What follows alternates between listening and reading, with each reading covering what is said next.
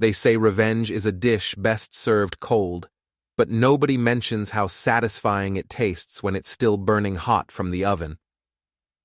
My name is Adam Bennett, and tonight I'm about to serve up the feast of a lifetime. But let me back up to where this all started, at Millbrook High's 20-year reunion, where I learned that being married doesn't guarantee you won't be treated like a stranger at your own wife's party. Before we dive deeper into this story, I have one small request. Please subscribe, drop a like, comment, and hit that hype button to boost this channel so more people can discover these incredible Reddit stories. Adam, you remember Brett Morrison, don't you? Claire's voice had that artificial sweetness she used when she was about to humiliate me. She stood there in her crimson dress, the one I'd bought her for our anniversary, now apparently repurposed for impressing her high school boyfriend. Brett extended his hand with that smug grin I remembered from when he used to shove freshmen into lockers. Now he wore a $1,000 suit and drove a Tesla, but underneath he was still the same entitled prick who thought the world owed him everything. Of course I remember Brett, I said, shaking his hand just hard enough to make him wince. How could I forget the guy who got suspended for cheating on his SATs? Claire's laugh was sharp as broken glass. Oh, Adam's just being dramatic. Brett's done incredibly well for himself. He owns 3 tech companies now. 2.5, Brett corrected with false modesty. The 3rd one's still in development. But enough about me. I hear you're still teaching high school? The way he said it made it sound like I was still collecting garbage or cleaning septic tanks. Claire didn't defend me. She just stood there, sipping her wine and looking embarrassed to be seen with her own husband. Someone has to educate the next generation, I replied. Though I suppose some people never learn, no matter how many chances they get. That's when Claire dropped the bomb that would change everything. Actually, Brett, Adam's just my +1 tonight. I'm here representing the class planning committee. She turned to me with those cold blue eyes that used to melt my heart. Why don't you go get yourself another beer, honey? Brett and I have some catching up to do. +1. My own wife had just introduced me as her +1, like I was some random date she'd picked up for the evening instead of the man she'd been married to for 12 years. I walked to the bar in a daze, my face burning with humiliation. Around me, my former classmates were laughing and reminiscing, but all I could hear was the echo of those words. Just my +1. Rough night? The voice belonged to Frank Kowalski, my old boxing coach from the community center. He was working the bar, probably picking up extra cash for his retirement. You could say that. I ordered a whiskey this time, something with more bite than the watery beer I'd been nursing. Saw what happened over there. That's your wife, right? The lawyer? I nodded, not trusting myself to speak. Frank leaned closer, lowering his voice. Let me tell you something, kid. I've seen a lot of fights in my time. The ones who win aren't always the strongest or the fastest. They're the ones who know how to think, how to wait for the right moment to strike. I looked back across the room to where Claire and Brett were standing closer than any married woman should stand to another man. Her hand was on his arm, her head thrown back in laughter at something he'd said. They looked like a couple. I looked like the 3rd wheel.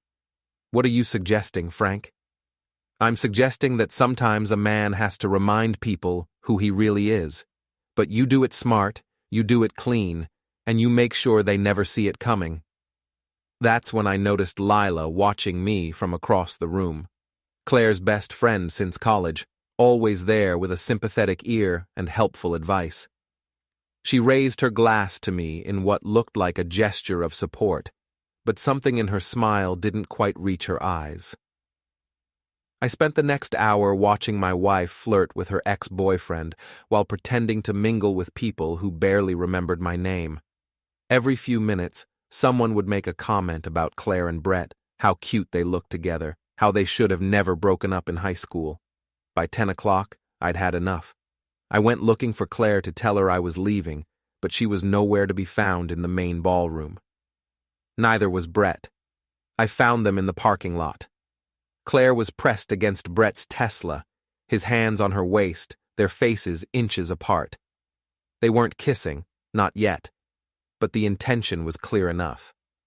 I stood in the shadows between two cars, my phone in my hand, and took a picture. The flash must have caught their attention, because they sprang apart like teenagers caught by their parents. Adam! Claire's voice was breathless, guilty. Brett was telling me about his new business venture. Yeah, Brett added, straightening his tie. Just business. I walked over slowly, my hands steady despite the rage building in my chest. Funny. From where I was standing, it looked like you were about to seal the deal. Claire's face flushed red. Don't be ridiculous. We were just talking. Right.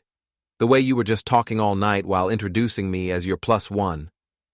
Brett stepped forward, puffing out his chest like he was still the big man on campus. Look, Adam, maybe you should head home. Claire and I have some things to discuss. That's when something inside me snapped.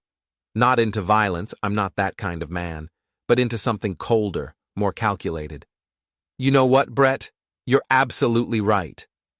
I pulled out my keys and started walking toward my truck. Claire, when you're done with your business meeting, you can find your own way home. I was halfway to my truck when I heard Brett call out, Don't wait up! His laughter followed me across the parking lot.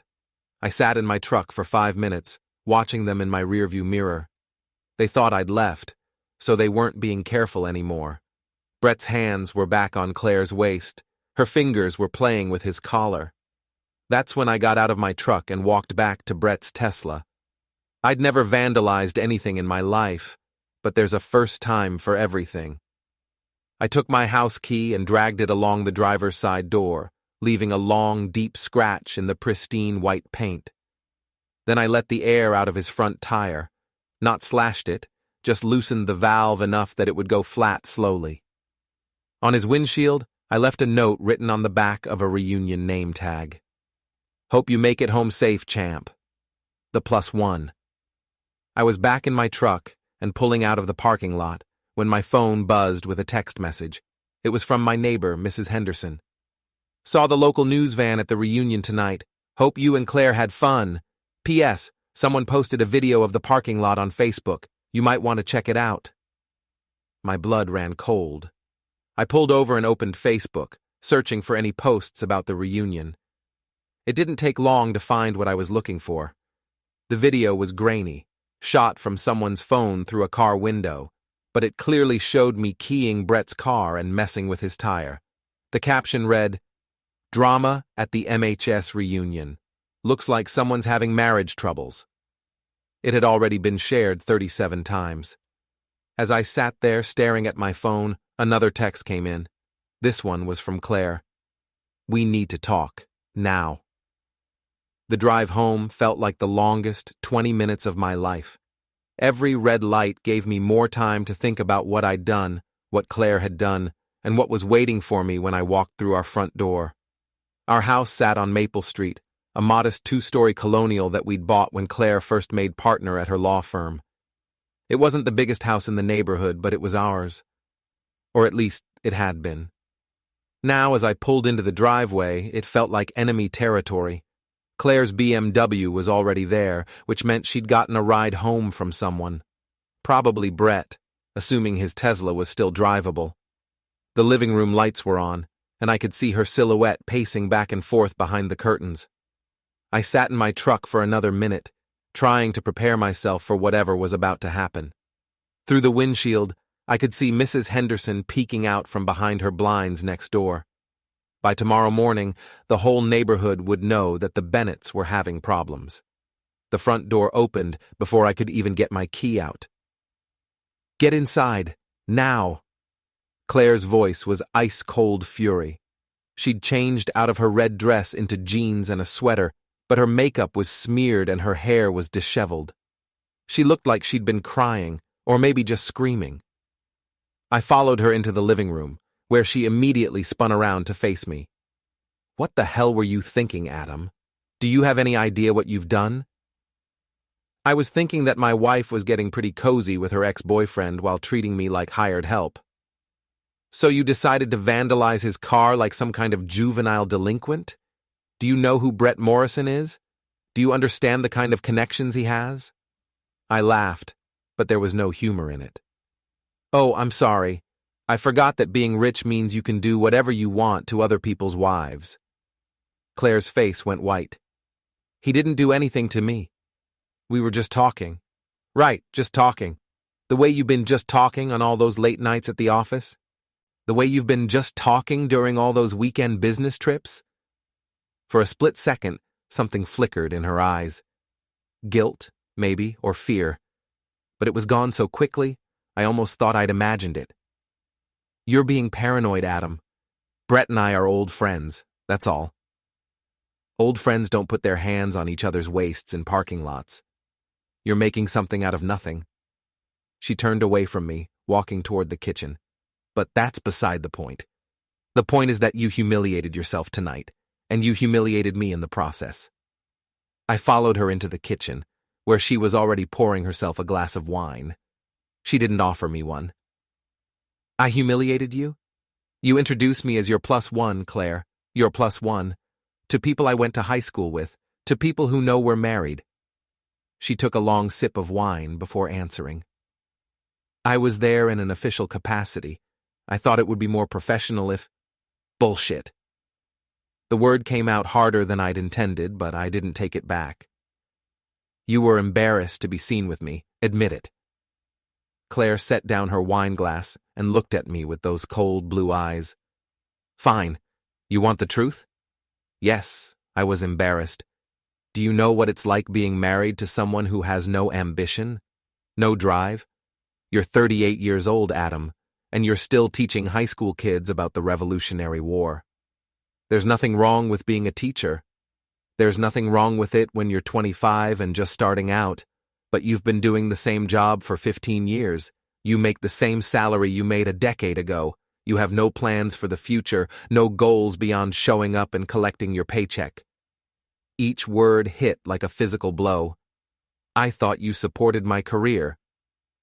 I supported it when I thought it was temporary, when I thought you'd eventually want more out of life. But you don't, do you? You're perfectly content being mediocre. I stared at her, this woman I'd loved for 16 years, and realized I was looking at a stranger. So that's what this is about? Money? Status? It's about potential, Adam. It's about being with someone who challenges me, who makes me want to be better. Brett Morrison owns 3 companies. He's worth millions. He's somebody. And I'm nobody.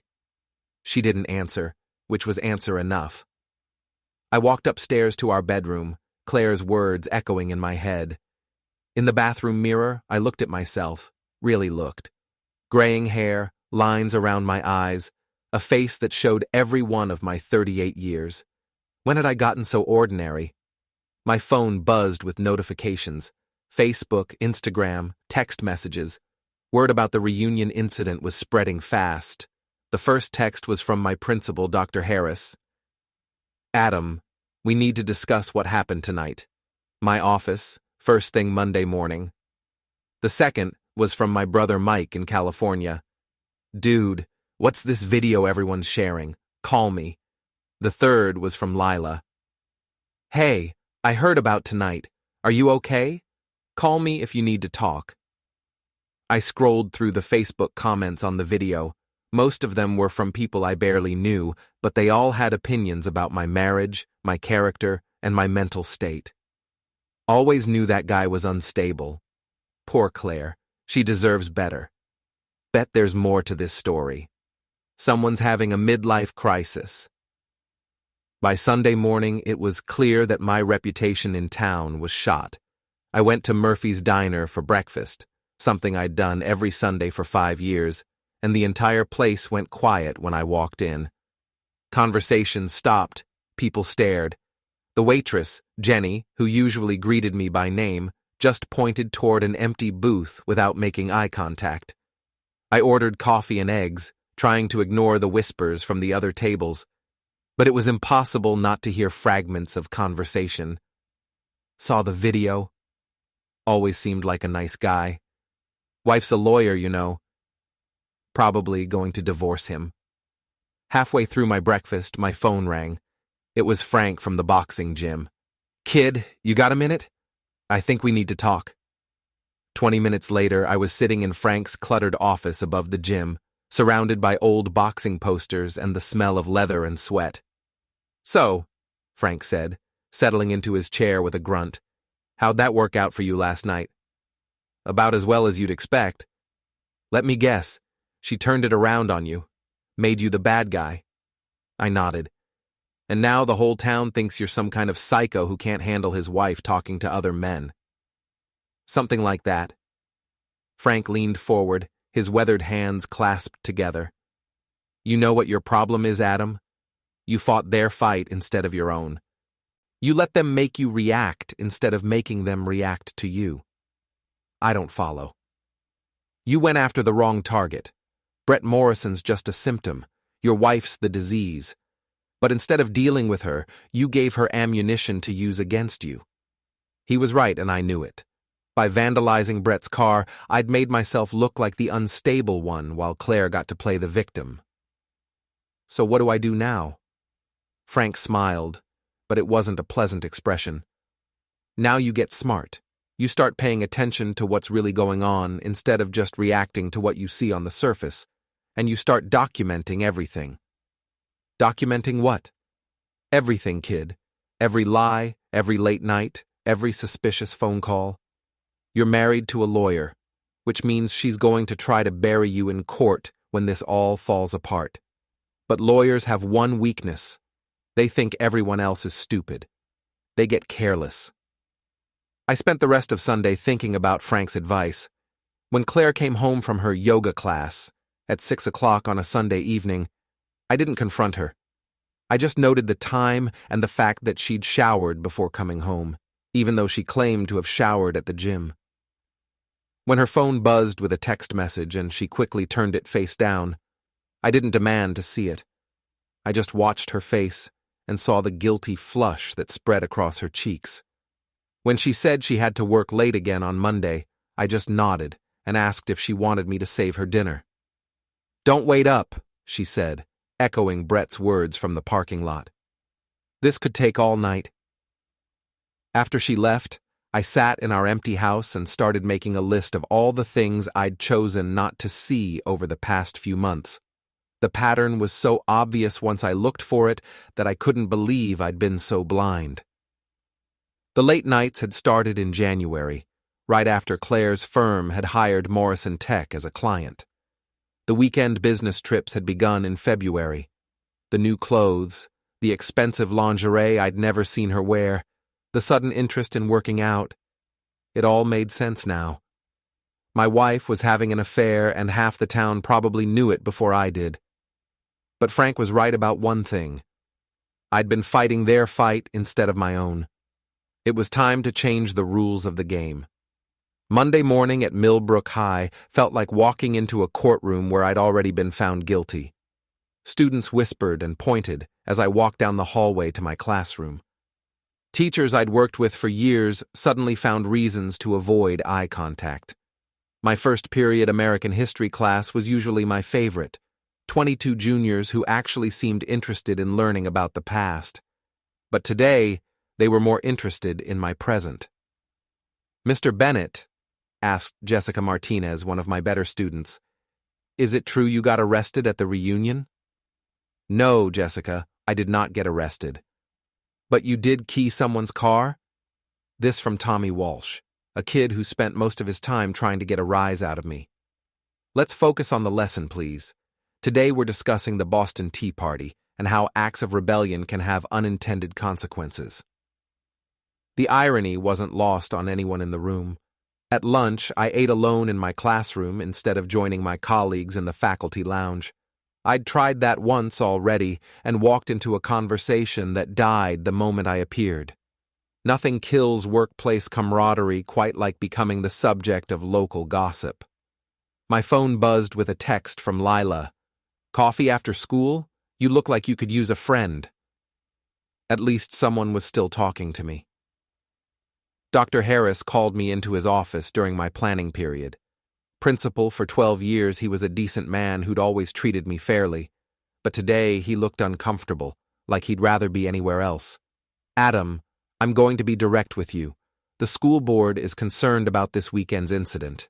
I understand. Do you? Because I'm not sure you realize how serious this is. We've had 3 parents call this morning asking if their children are safe in your classroom. The video of you vandalizing that car has been shared over 200 times on social media. I felt my stomach drop. Dr. Harris, what happened Saturday night has nothing to do with my job performance. I've never had a single disciplinary issue in 15 years. I know that, and you know that. But perception is reality in this business. Parents see a teacher losing control in public, and they start wondering what else you might be capable of. So what are you saying? He sighed and rubbed his temples. I'm saying you need to keep your head down and your nose clean. No more incidents, no more drama. Give me a reason to defend you to the board, because right now they're looking for reasons to let you go. The threat was clear. One more mistake and I'd be out of a job. I met Lila at Cornerstone Coffee, a small place downtown that we'd frequented during the early years of my marriage to Claire. Back then, the 3 of us had been inseparable, Claire, Lila, and me. Now it felt like those days belonged to someone else's life. Lila was already there when I arrived, sitting at a corner table with 2 cups of coffee. She looked the same as always, shoulder-length brown hair, kind eyes, the sort of understated prettiness that didn't demand attention but deserved it. You look terrible, she said as I sat down. Thanks, that's exactly what my ego needed to hear. She smiled, but it didn't reach her eyes. I'm sorry about Saturday night. Claire she wasn't herself. Wasn't she? Because from where I'm sitting, that felt like the most honest she's been in months. Lila wrapped her hands around her coffee cup and looked out the window. Marriage is complicated, Adam. Sometimes people say things they don't mean when they're under pressure. What kind of pressure? Work stuff. Her caseload has been insane lately. And with the Morrison tech account... She trailed off, realizing what she'd said. The Morrison tech account? Brett's company? Lila's face flushed. It's just business, Adam. Claire's been handling their legal work since January, that's all. But it wasn't all, and we both knew it. I'd just learned that my wife had been working closely with her ex-boyfriend for months, and I was hearing about it from her best friend instead of from her. Did you know? I asked. About Claire and Brett? Know what? Don't play dumb, Lila. You were there Saturday night. You saw how they were acting. She was quiet for a long moment, staring into her coffee. When she finally looked up, her eyes were sad. I suspected something might be happening. Claire's been different lately, more secretive, but I didn't want to believe it. Why didn't you tell me? What was I supposed to say? Hey, Adam, I think your wife might be cheating on you. I hoped I was wrong. I hoped it would blow over. I believed her. Lila had always been the peacemaker in our group, the one who tried to smooth over conflicts and keep everyone happy. It made sense that she'd want to avoid confrontation. What do I do now? I asked. Talk to her. Really talk to her. Maybe you can work through this. She called me mediocre, Lila. She said I had no ambition, no drive. She said she was embarrassed to be married to me. She was angry. People say cruel things when they're angry. Do they? Or do they just say what they've been thinking all along? Lila reached across the table and squeezed my hand. You're a good man, Adam. Don't let this destroy you. But as I drove home that evening, I wondered if being a good man was enough anymore. Claire's BMW wasn't in the driveway, another late night at the office, and the house felt like a mausoleum. I made myself dinner and ate it alone while scrolling through social media. The reunion video had been shared 347 times now. The comments section had become a battleground between people who thought I was a psycho and people who thought Claire was a cheating wife. Neither side seemed to consider that we might just be 2 people whose marriage was falling apart. Around 9 o'clock, I decided to do something I'd never done before. I searched through Claire's things. It felt like a violation, going through her dresser drawers and closet, but I needed to know the truth. In the back of her lingerie drawer, I found a credit card statement for an account I didn't know existed. The charges told a story I didn't want to read. Expensive dinners, hotel rooms, a weekend trip to Boston that she'd told me was a legal conference. The hotel charges were the worst part. The Fairmont Copley Plaza, February 14th through 16th, Valentine's Day weekend, when she'd told me she had to work. Room service charges for 2, spa treatments, champagne. I sat on our bed holding the statement, feeling like I might throw up. This wasn't a recent thing. This wasn't a moment of weakness at a high school reunion. This had been going on for months. My phone buzzed with a text from Claire. "Working very late tonight. Don't wait up. Love you. Love you." The words felt like a slap in the face. I took pictures of the credit card statement with my phone, then put everything back exactly where I'd found it. Frank had been right about documenting everything. If this marriage was heading for divorce court, I needed evidence. But first, I needed to know exactly what I was dealing with.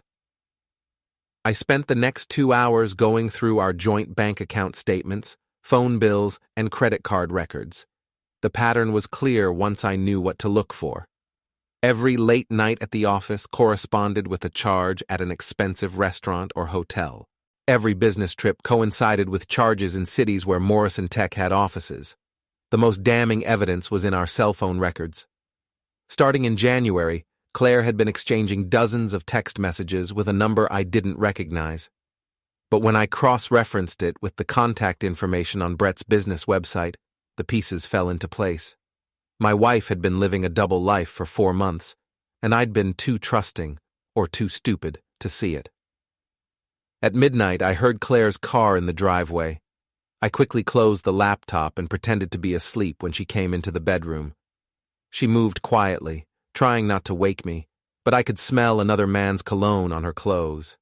She showered before getting into bed, washing away the evidence, I realized. When she finally slipped under the covers, she stayed on her side, as far from me as possible. "How was work?" I asked quietly. "Fine. Just fine. Go back to sleep." But I didn't sleep. I lay there in the dark, listening to my wife's breathing, and planned my next move. Frank had been right about fighting smart instead of fighting angry. It was time to stop reacting and start acting. The game was about to change, and this time I was going to be the one setting the rules. The next few weeks passed in a strange sort of limbo. I went to work, taught my classes, and pretended everything was normal while quietly gathering evidence of my wife's affair. Claire continued her late nights and weekend trips, spinning increasingly elaborate lies about client meetings and legal conferences. The whole town was watching us, waiting for the next dramatic episode in the Bennett marriage saga. I could feel their eyes on me at the grocery store, at the gas station, everywhere I went. Some looked at me with pity, others with barely concealed amusement. A few seemed genuinely concerned, but most were just enjoying the show. My relationship with my colleagues at school remained strained. During faculty meetings, conversations would stop when I entered the room. In the hallways, teachers who used to chat with me about weekend plans now just nodded politely and hurried past. The only bright spot was my growing friendship with Frank. I'd started going to the boxing gym every evening, working out my frustrations on the heavy bag while he coached me through more than just physical training. "You're getting stronger," he said one Thursday evening as I finished a brutal session with the speed bag. "Not just physically, mentally. You're learning patience." Sometimes I think patience is just another word for cowardice. Nah, kid. Cowardice is what you were doing before. Pretending not to see what was right in front of you. Patience is what you're doing now, waiting for the right moment to strike back.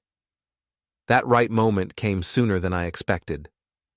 On Friday afternoon, Dr. Harris called me into his office again. This time, his expression was even more serious than before.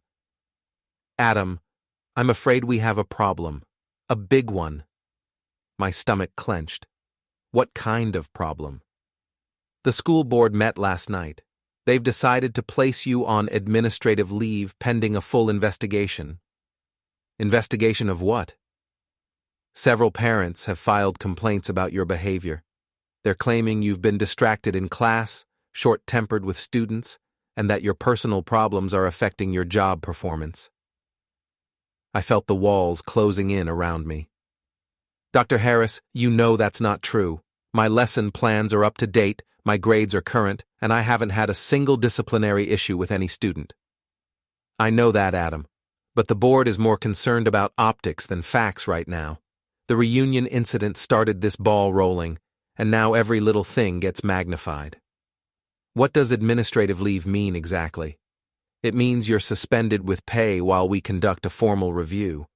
If the investigation clears you, you'll be reinstated. If not... He didn't finish the sentence, but he didn't need to.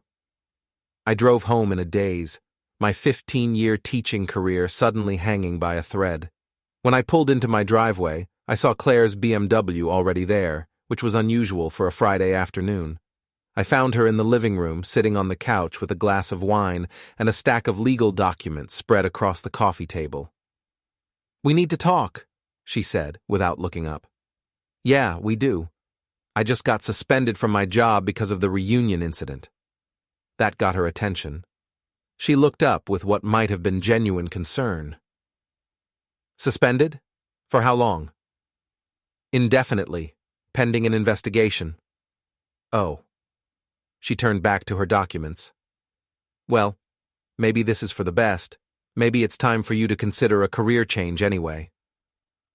The casual cruelty of her response took my breath away. My entire professional life was falling apart, and she thought it might be for the best. "Claire, what's happened to us? When did we become strangers?" She set down her wine glass and looked at me with those cold blue eyes. "We've been strangers for years, Adam. We've just been too comfortable to admit it."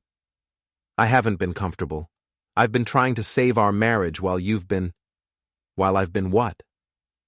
This was it. The moment of truth. I could confront her about the affair, show her the evidence I'd gathered, and force her to admit what she'd been doing. Or I could continue playing the fool while she destroyed what was left of my life. I chose confrontation. "While you've been sleeping with Brett Morrison." The color drained from her face, but only for a moment. Then her lawyer training kicked in, and her expression became carefully neutral. "That's a serious accusation, Adam. I hope you have proof to back it up." I pulled out my phone and started reading from the screenshots I'd taken. Fairmont Copley Plaza, February 14th through 16th. Room service for 2, champagne, couples massage at the spa. Should I go on? Claire's mask slipped just slightly. "You went through my personal papers?" "I went through our joint financial records. You know, the ones you're supposed to share with your husband." She stood up and walked to the window, her back to me. "Fine. Yes. I've been seeing Brett. But it's not what you think." "Really?" "Because I think my wife has been having an affair for 4 months while lying to my face every single day." "It started as business. His company needed legal representation, and my firm assigned me to the account. We began spending time together, and old feelings resurfaced." "Old feelings?" "We have a history, Adam. Brett and I were together for 3 years in high school and college. We were engaged before I met you." This was news to me. In all our years together, Claire had never mentioned being engaged to Brett. "You were engaged to him?" "We broke up when he moved to California for his first startup. I thought it was over forever. But when he came back to town, and we started working together, you decided to pick up where you left off." She turned around to face me, and for the first time in months, I saw real emotion in her eyes. But it wasn't guilt or remorse. It was relief. "I never stopped loving him, Adam. I tried to make our marriage work, I really did. But Brett is the life I was supposed to have. And I'm what? The consolation prize? You're a good man. You deserve someone who can love you the way you deserve to be loved. but I can't be that person anymore. I sat down heavily in my chair, the fight suddenly gone out of me. How long have you been planning to leave? I wasn't planning anything, it just happened. Bullshit. You've been moving money around, hiding assets. Don't tell me this just happened. Claire walked back to the couch and picked up the legal documents she'd been reviewing. These are divorce papers, Adam. I filed them this morning. The words hit me like a physical blow. You filed for divorce without even talking to me about it? What was there to talk about? We both know this marriage is over. I'm trying to make the process as painless as possible. Painless for who? I just lost my job. My reputation is destroyed, and now you're divorcing me. How exactly is this painless for me? You'll get half of everything just like the law requires. The house, the savings, your pension. I'm not trying to cheat you, Adam. I looked at the woman I'd loved for 16 years and realized I'd never really known her at all. The Claire I'd married wouldn't have been capable of this kind of calculated cruelty, but maybe that Claire had never really existed. Get out, I said quietly. What? Get out of my house. Go stay with Brett or Lila or whoever will have you. But I want you gone tonight. Adam, be reasonable. We can work out the details like civilized adults. Civilized adults don't file for divorce behind their spouse's back. Civilized adults don't introduce their husband as a +1 while flirting with their ex-boyfriend. Get out, Claire, now. She gathered up her papers and headed for the stairs. I'll pack a bag and stay at Lila's tonight. We can discuss the logistics later. There's nothing to discuss. Talk to my lawyer from now on. You don't have a lawyer. I will by Monday morning. After she left, I sat alone in our empty house and tried to process what had just happened. In the span of one afternoon, I'd lost my job and my marriage. The life I'd built over 15 years was crumbling around me, and there wasn't a damn thing I could do to stop it. But maybe Frank was right. Maybe sometimes you have to lose everything before you can figure out who you really are. I poured myself a drink and started making a list of everything I needed to do. Find a lawyer, fight the school board's investigation, figure out how to rebuild my life from scratch. But first, I was going to make sure that Claire and Brett paid a price for what they'd done to me. They thought they'd won, that they could ride off into the sunset while I picked up the pieces of my shattered life. They were about to learn that even a high school history teacher can be dangerous when he has nothing left to lose. The next morning, I woke up alone in my house for the first time in 12 years. The silence was deafening. No sound of Claire's hairdryer, no smell of her expensive coffee, no cheerful morning chatter about our weekend plans. Just silence and the weight of everything that had changed overnight. I made coffee in my old Mr. Coffee machine. Claire had always insisted on her fancy French press, and sat at the kitchen table with my laptop. If I was going to war, I needed to understand the battlefield. My first stop was social media. The reunion video had finally stopped circulating, but it had been replaced by speculation about my suspension from school and rumors about Claire leaving me. The comments ranged from sympathetic to vicious. Always knew she was too good for him. Poor guy. Hope he lands on his feet. Bet there's more to this story than we know. She's been running around with that Morrison guy for months. Everyone knew but him. That last comment stung because it was probably true. I'd been the last to know about my own wife's affair, which made me either incredibly trusting or incredibly stupid. My phone rang. It was Lila. Adam, I heard about yesterday. Are you okay? Define okay. Claire's here with me. She told me what happened. I'm sure she did. Let me guess. It's all my fault for being suspicious and unreasonable. She's hurting too, you know. This isn't easy for anyone. I almost laughed. She's hurting? Lila, she's been cheating on me for months while I defended her to everyone in town. She filed for divorce without even telling me. But sure, let's talk about how much she's hurting. I know you're angry, but I'm not angry. I'm done. Claire made her choice, and now she gets to live with the consequences. What does that mean? It means I'm not going to make this easy for her. She wants a divorce? Fine, but she's going to earn it. There was a long pause. Adam, please don't do anything stupid. You're already in enough trouble. Don't worry about me, Lila. Worry about your friend. She's going to need all the support she can get. After I hung up, I drove to the office of Patricia Hendricks, the best divorce attorney in town. She was expensive, but Claire had taught me that sometimes you have to spend money to make a point. Patricia was a sharp-eyed woman in her 50s who'd built her reputation on taking difficult cases and winning them. She listened to my story without interruption, occasionally making notes on a yellow legal pad. So, she said when I finished, your wife filed first, but you have evidence of adultery and financial impropriety. That gives us leverage. What kind of leverage? In this state, adultery is still grounds for divorce, and it can affect the division of assets. The money she spent on her affair, the hotel rooms, dinners, trips, that's marital property she used for personal gain. We can argue for reimbursement. What about my job situation? That's trickier. If you lose your teaching position because of this scandal, it could affect your ability to pay spousal support. But it could also generate sympathy from a judge, especially if we can show that your wife's behavior contributed to your professional problems. I hired her on the spot. My next stop was the high school.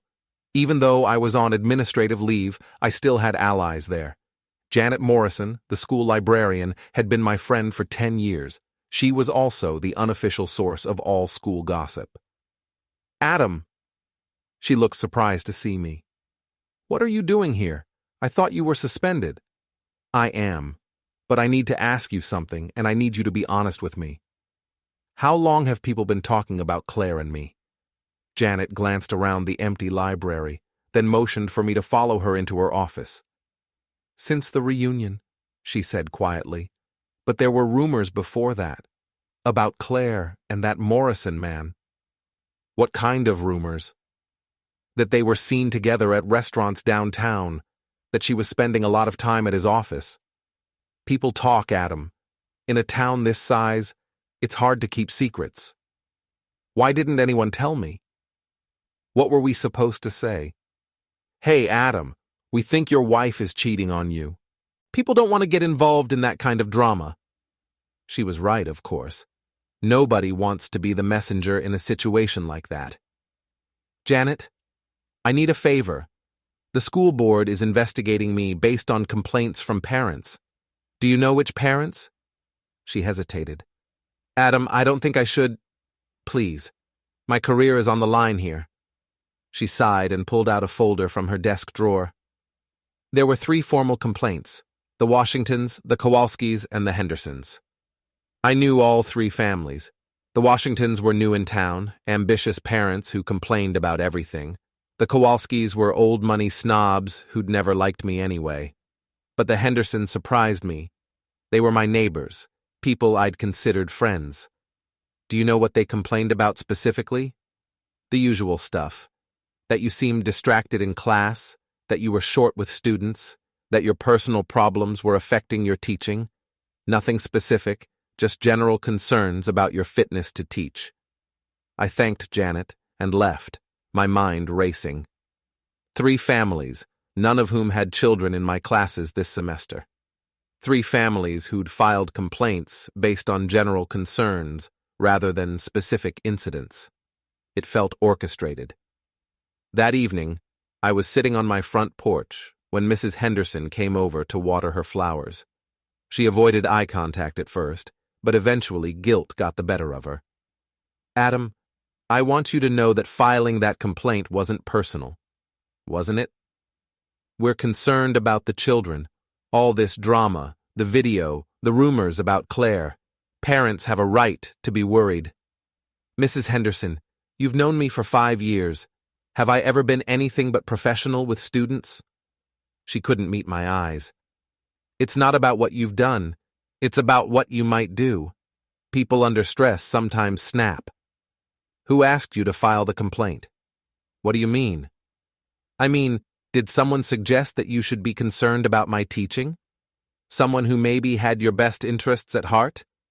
Mrs. Henderson's face flushed red. I don't know what you're implying. But I could see in her eyes that I was right. Someone had encouraged these parents to file complaints against me. Someone who wanted to make sure I lost my job along with my marriage. I had a pretty good idea who that someone was. The next morning, I drove to Morrison Tech's offices downtown. The building was sleek and modern, all glass and steel, the kind of place that screamed success and innovation. Brett's Tesla was in the parking lot, the scratch I'd made still visible on the driver's side door. The receptionist was young and perky, the kind of person who probably thought Brett Morrison was a visionary entrepreneur instead of a home-wrecking snake. I'm here to see Brett Morrison, I told her. Do you have an appointment? Tell him Adam Bennett is here to discuss his legal situation. She made a phone call, spoke quietly for a moment, then hung up with a confused expression. He says he doesn't know any Adam Bennett. Tell him I'm Claire's husband. Tell him I have some interesting photos from the reunion that he might want to see. Another phone call. This time, her expression changed to alarm. He'll be right down. Brett appeared 5 minutes later, looking less confident than he had at the reunion. His expensive suit couldn't hide the nervous energy radiating from him. Adam, this is unexpected. I bet it is. Can we talk privately? He led me to a conference room with floor-to-ceiling windows overlooking the town square. From up here, Millbrook looked small and manageable, like something you could control if you had enough money and influence. What do you want? Brett asked, closing the door behind us. I want you to call off your dogs. I don't know what you're talking about. The parents who filed complaints against me. The ones who are trying to get me fired. I know you're behind it. Brett's face remained carefully neutral, but I caught a flicker of something in his eyes. Surprise, maybe, that I'd figured it out. You're paranoid, Adam. I have nothing to do with your job problems. Really? Because it's interesting how 3 families with no children in my classes suddenly became concerned about my teaching abilities. It's almost like someone with connections in the community might have suggested they should be worried. You brought your problems on yourself when you vandalized my car. And you brought your problems on yourself when you decided to sleep with my wife. Brett leaned back in his chair, his confidence returning. Claire and I have a history that goes back long before you came along. What's happening between us is natural. Inevitable. What's inevitable is that you're going to pay for what you've done. Is that a threat? It's a promise. See, Brett, you made a mistake. You thought you were dealing with some pathetic high school teacher who'd just roll over and accept whatever you dished out. But you forgot something important. What's that? I teach history. I know how these stories end. The rich guy doesn't always get the girl. Sometimes the little guy finds a way to win. Brett stood up, his face flushed with anger. You need to leave, now, before I call security. I'm going. But Brett, this isn't over, not even close. I walked out of Morrison Tech feeling better than I had in weeks. For the first time since the reunion, I wasn't reacting to what other people were doing to me. I was taking action. That afternoon, I called Patricia Hendricks with an update on my investigation into the school board complaints. She was very interested in the connection between Brett and the complaining families. If we can prove that he orchestrated those complaints, we can file a harassment lawsuit, she said. It won't get your job back immediately, but it will put pressure on him and make him think twice about future interference. What about Claire? What about her? She had to know what he was doing. She's been using her legal connections to help destroy my reputation while building her case for divorce. That's a serious accusation. Can you prove it? Not yet, but I'm working on it. That evening, I was at the boxing gym working out my frustrations when Frank approached me with a grin. You look different tonight, kid. Less angry, more focused.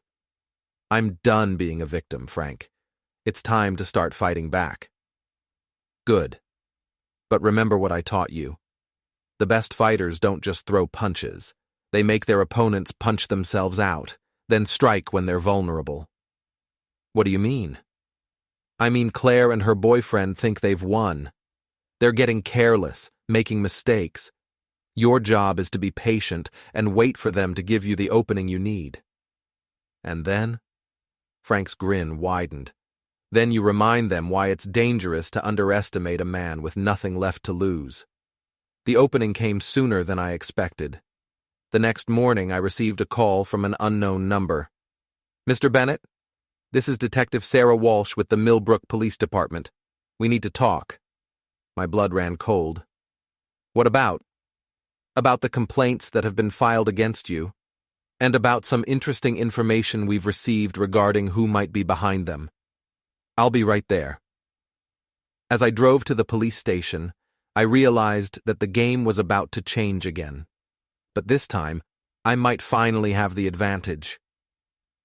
The war was far from over, but for the first time in months, I felt like I might actually win. Detective Walsh was younger than I'd expected, probably early 30s, with sharp eyes and the kind of no-nonsense demeanor that suggested she'd seen enough of human nature to surprise her. She led me to a small interview room that smelled like stale coffee and broken dreams. Mr. Bennett, I want to be clear from the start. You're not under investigation for anything criminal, but we've received some information that might interest you. She opened a manila folder and pulled out several printed emails. These came to us anonymously yesterday.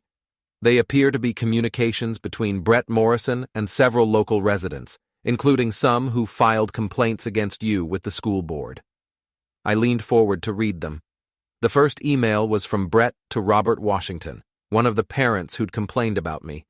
Bob, I appreciate you taking my concerns seriously. As I mentioned, Adam Bennett has been displaying increasingly erratic behavior, and I'm worried about the safety of students in his classes. A formal complaint from respected parents like you might be the push the school board needs to address this situation before someone gets hurt. The second email was even more damning. Mrs. Henderson, I know you're hesitant to get involved, but as someone who cares about this community, I feel obligated to share my concerns about your neighbor. Adam's behavior at the reunion was just the tip of the iceberg. His wife has confided in me about his violent outbursts at home. I think the school board should know about the kind of man they have teaching our children. I felt my hands shake as I read the lies Brett had spread about me. Violent outbursts, erratic behavior, danger to students, all carefully crafted to destroy my reputation and career. There are 6 more emails like these, Detective Walsh said. All from Morrison's business email account, all encouraging people to file complaints against you with various fabricated or exaggerated claims. This is harassment, I said. This is a deliberate campaign to destroy my livelihood. That's what it looks like to us too. The question is, what do you want to do about it? What are my options? Well, technically, Mr. Morrison hasn't broken any laws. He didn't threaten you directly, and he has a right to express his concerns to other community members. But the coordinated nature of this campaign, combined with the false statements about domestic violence, might constitute defamation or harassment. Might constitute? It would be up to a prosecutor to decide whether to file charges. But I can tell you that this kind of behavior doesn't sit well with law enforcement. We don't like it when people try to manipulate the system to settle personal scores. Detective Walsh leaned back in her chair and studied me carefully. There's something else you should know. We've had our eye on Mr. Morrison for a while now. There have been complaints about his business practices, allegations of fraud related to some of his government contracts. Nothing we can prove yet, but this email campaign shows a pattern of manipulative behavior. My mind was racing. Brett Morrison wasn't just a homewrecker, he was potentially a criminal. And Claire was tied up with him both personally and professionally. What happens now? I asked. Now you take these emails to your lawyer and let her decide how to proceed. In the meantime, we'll be keeping a closer eye on Mr. Morrison's activities. I drove straight from the police station to Patricia Hendricks's office. When she saw the emails, her eyes lit up like she'd just found a winning lottery ticket. This changes everything, she said. This isn't just evidence of harassment. It's evidence of a conspiracy to damage your reputation and livelihood. We can use this in the divorce proceedings to show that your wife was complicit in a campaign to destroy you. How do we prove Claire was involved? We subpoena her communications with Morrison. If she knew about this email campaign, and I'd bet money she did, then she's just as guilty as he is. What about my job? With this evidence, the school board will have to reinstate you. They base their investigation on fraudulent complaints. If they don't reverse their decision immediately, we'll file a lawsuit against the district for wrongful termination. For the first time in weeks, I felt like I could breathe again. The tide was finally turning. That evening, I decided to celebrate with a drink at Murphy's Tavern, the local bar where I used to go with my teacher friends before my reputation went to hell. I wasn't expecting a warm welcome, but I needed to get out of my empty house. The bar was crowded for a Tuesday night, filled with the usual mix of blue-collar workers and professionals unwinding after a long day. Conversations quieted when I walked in, but this time it felt different. Instead of whispers and stares, I sensed something closer to curiosity. I ordered a beer and found a seat at the end of the bar, trying to mind my own business. But it wasn't long before someone approached me. Adam Bennett? I turned to see a man I didn't recognize, probably mid-40s, wearing a construction company t-shirt. Yeah? Mike Torres. My daughter Jessica is in your American history class. I remembered her. One of my better students, always engaged and asking thoughtful questions. Jessica's a great kid, smart as hell. Mike smiled. She thinks the world of you. When she heard about this suspension nonsense, she was furious. Said you were the best teacher she'd ever had. That means a lot. Thank you. Look, I don't know what's going on with your personal life, and frankly, it's none of my business. But I know a good teacher when I see one, and my daughter's been learning more in your class than she has anywhere else. Other people at the bar had started listening to our conversation. I could feel their attention, but it didn't feel hostile anymore. The whole thing's bullshit, said another voice. I turned to see Janet Morrison's husband, Paul, sitting 2 stools down. Everyone knows Morrison's been sniffing around your wife for months. Now he's trying to ruin your career too. Guy's a piece of work. You know about the emails? I asked. Word travels fast in a small town, especially when the police start asking questions about certain prominent businessmen. The bartender, an older guy named Eddie who'd been serving drinks in Millbrook for 30 years, leaned across the bar. Adam, I've been watching this whole thing play out, and I gotta say, you've handled it with more class than most men would. Morrison's been in here bragging about stealing your wife, talking about how easy it was to manipulate those parents into filing complaints against you. Guy's a real piece of shit. I felt a surge of anger, but also something else, validation. Other people could see what Brett Morrison really was. He was bragging about it? Oh yeah, him and that lawyer friend of his. They've been in here several times talking about their grand plan. How they were going to get you fired, ruin your reputation, make sure you couldn't fight the divorce. Lawyer friend? Yeah, some hotshot from the city. Morrison's been bringing him around, introducing him as his legal counsel. Real smug bastard. My blood ran cold. What did this lawyer look like? Tall guy, expensive suit, always on his phone. Why? But I already knew why. Claire worked for a high-end law firm that specialized in corporate clients. If Brett had hired her firm to represent him, then she wasn't just his lover, she was his legal counsel, which meant she had access to privileged information about his business dealings and potentially his campaign against me. I finished my beer and headed home, my mind racing with the implications. If Claire was representing Brett professionally while having an affair with him personally, she was violating about a dozen ethical rules. The State Bar Association took that kind of thing very seriously. The next morning, I called Patricia Hendricks with my suspicions. If Claire is representing Morrison while having an affair with him, that's a clear conflict of interest, she said. It could get her disbarred. How do we prove it? We subpoena Morrison Tech's legal files. If Claire's name is on any of the documents as counsel of record, we've got her. And if we've got her, then we've got leverage. Claire won't want to risk her law license over this divorce. She'll be much more willing to negotiate. 2 days later, Patricia called with news that made my week. We got the subpoena results. Claire has been listed as primary counsel for Morrison Tech since January.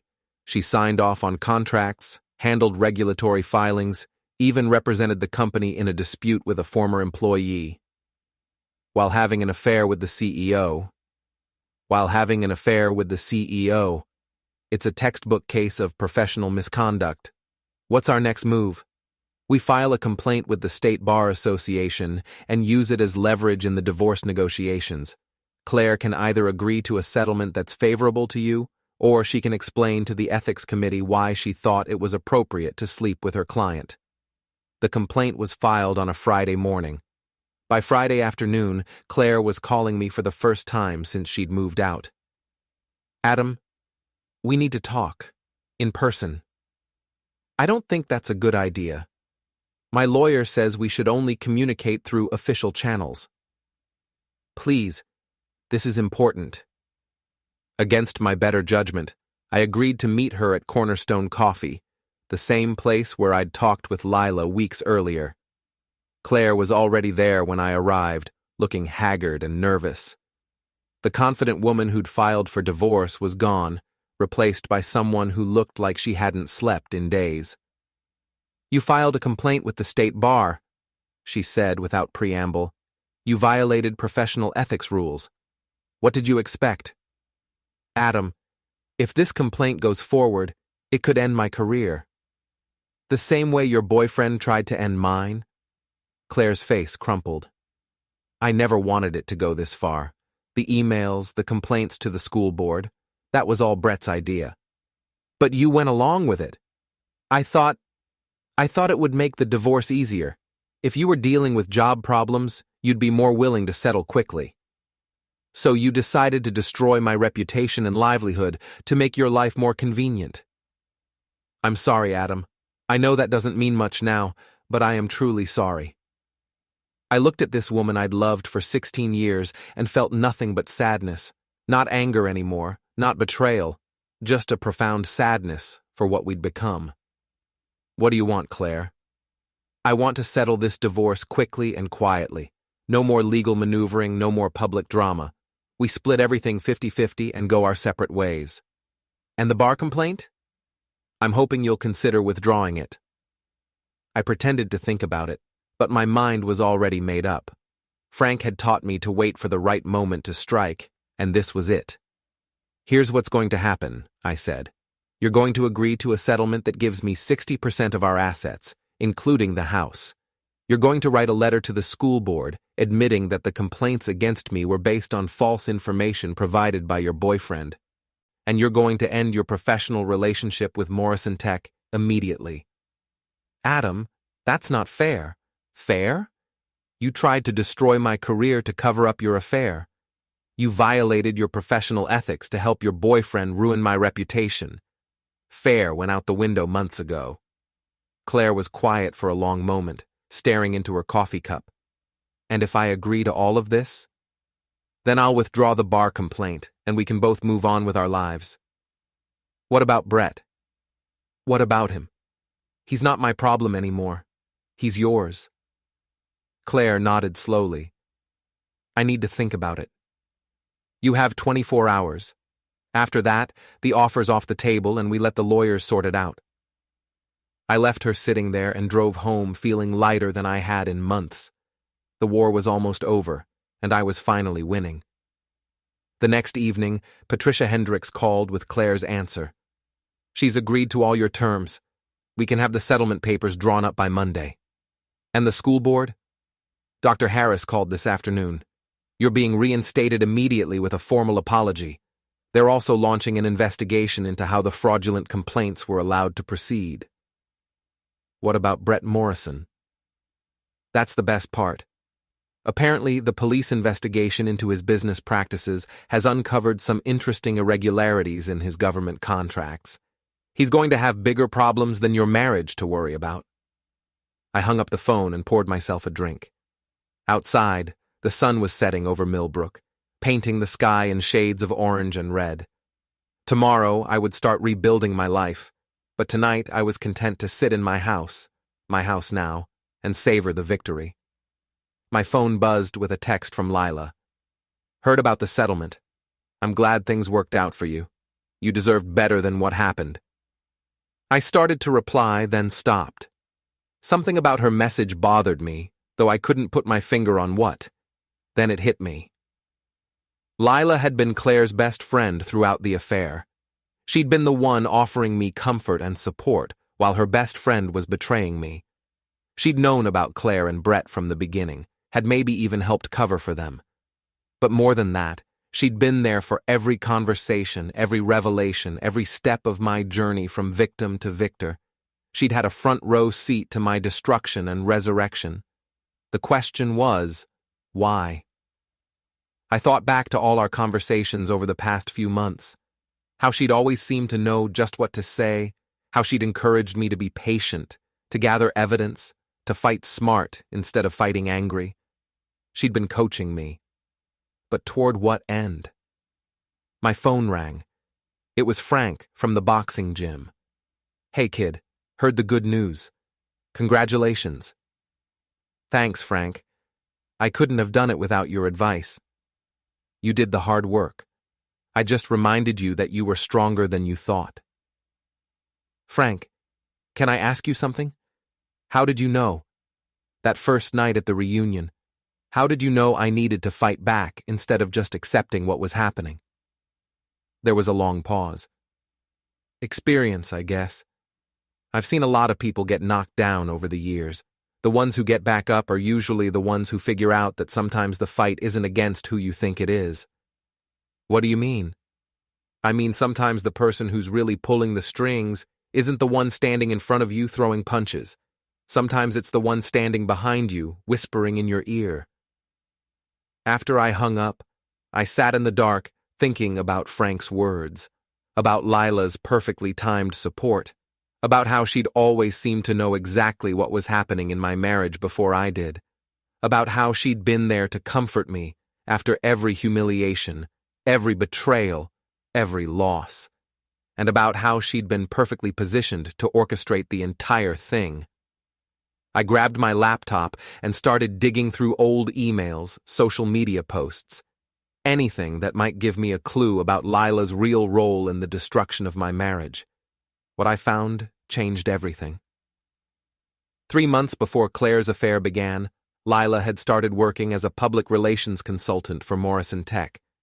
She'd been the one to suggest that Brett's company hire Claire's law firm for legal representation. She'd introduced them professionally, knowing about their romantic history. She'd encouraged their business meetings and provided alibis for their affair. And she'd been coaching me through my response, making sure I gathered enough evidence to destroy both Claire and Brett while positioning herself as my loyal friend and confidant.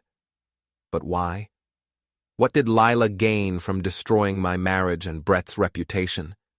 The answer came to me in a flash of memory. 5 years ago, when Claire had first made partner at her law firm, there had been a scandal involving a junior associate who'd been embezzling money from client accounts. The associate had been fired and prosecuted, but I'd never learned the details. I called Patricia Hendricks at home. Patricia, I need you to look into something for me. 5 years ago, Claire's law firm fired someone for embezzlement.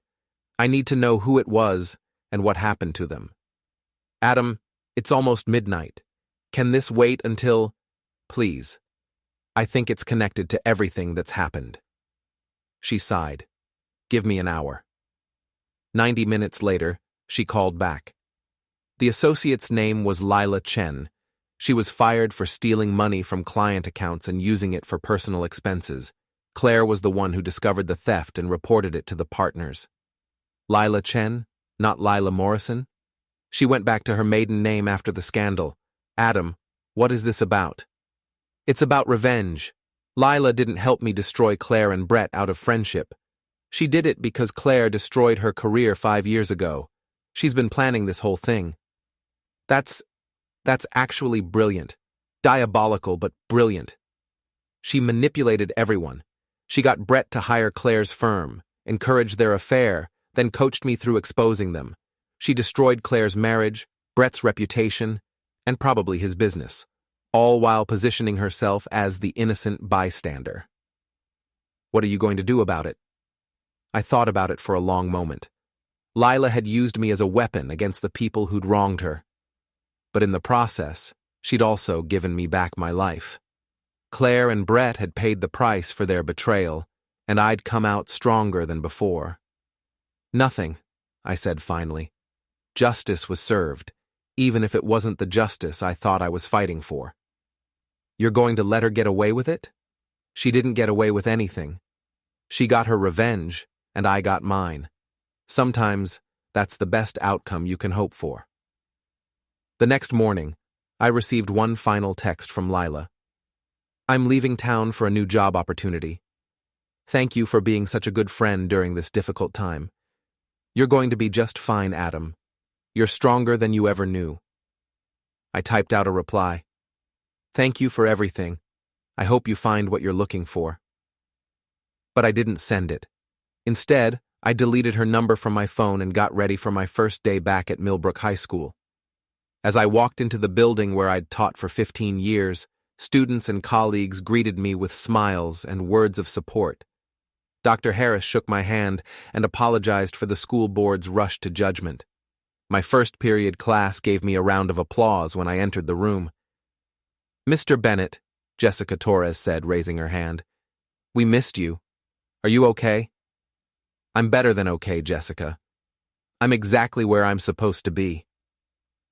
And for the first time in months, I meant it. 6 months later, I was sitting in my backyard, grading papers when my phone rang. It was Detective Walsh. Mr. Bennett, I thought you'd want to know. Brett Morrison was arrested this morning on federal fraud charges.